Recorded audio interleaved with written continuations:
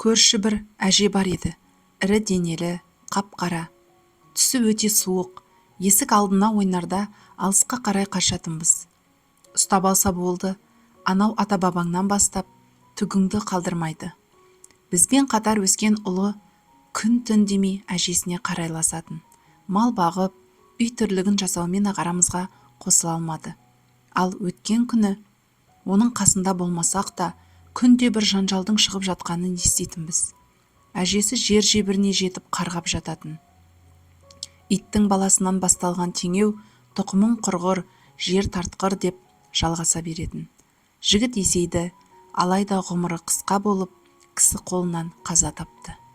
Әжесі айтпақшы, қара жер өзіне тартып, тұқымы құрыды, әке-шешесінің жалғыз тұяғы еді. Біздің үйде де әжеміз болды, бірақ ол нашар баласың деген тыйымдарымен қатар тұқымың көбейгер, тұқымың өссін, тұқымың жайылсын деп жекіп отыратын. Аңдамай сөйлеп ашу үстінде қарғап сілейтініміз бар ғой, сөздің киесі ұратынын білмей жатамыз. Ең жаманы қарғыс. Қарғасаң ол өзіңе келіп тиеді. Біреудің ала жібін аттап, қатты ренжіткенде алғыс емес қарғыс алсаң, ол да алдыңа келеді. Ал ақ қарғыстың барын біліп пе едіңіз? Бала тамған тілден утамар деген қазақпыз. Мәселен, әлгінде әжем айтқан тұқымың өссін, тұқымың жайылсын деген сөзді алайық. Бұл әрі ашу үстінде, әрі оған айтылған бата іспеттес. Айтылғанда қаттылық еседі, бірақ мағынасы оң. Қарғыс та, алғыс та шешендік өнердің бір саласы.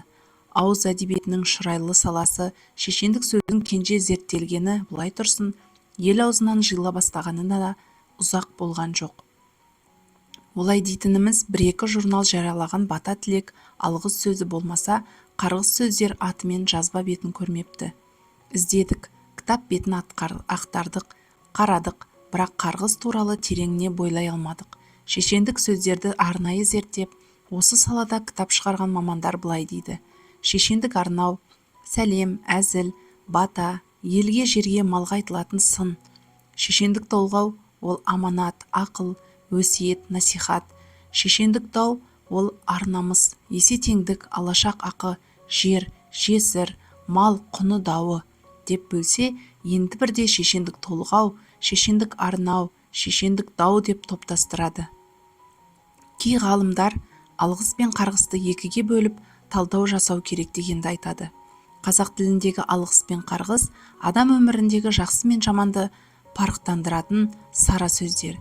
Әсілінде мұны жаман сөз деп санамызға тоқымадық. Оның мәніне, мағынасына, тереңіне бойлап көрмедік. Ақ қарғысқа қандай сөздер жатады? Мұны өтірік қарғау десек те болады. Балаға айтылған бұл қарғыс түрі шын ниетімен, жамандық тілемейтін, зілсіз, кексіз, тек кейіс түрінде айтылған реніш сөз. Мәселен, жолың болғыр, басқан ізің артыңда қалғыр. Таңдаулы хадис шәрифте бұл туралы өздеріңе, бала-шағаларыңа және мал-мүліктеріңе бет-дұға, яғни қарғыс етпеңдер деген. Дұғалардың қабыл болатын уақытқа тура келіп, бет-дұғалардың қабыл болады деген екен. Мұның мәні қарғыстың қабыл болатынында. Я, қазақ, 10 күнәнің 9-ы тілден деп бекер айтпаса керек. Бастысы адам кек қуыспай, кешірімді болса құба-құп. Бірде көрші әжейдің үйіне бардым. Сондағы менің әжем тамақ апарып бер деп жұмсағаны еді. Қорықсам да үйіне келіп, әжем берген дәмді асын ұсындым. Төсек тартып жатып қалған әжей баяу үнімен өркенің өссін деп сыбырлап жатыр. Мүмкін осындай сөздерді немересі құлағына құйып өскенде ұзақ жасар ма еді, кім білсін. Дауысты дыбыстаған Жұлдыз Бақытжанқызы.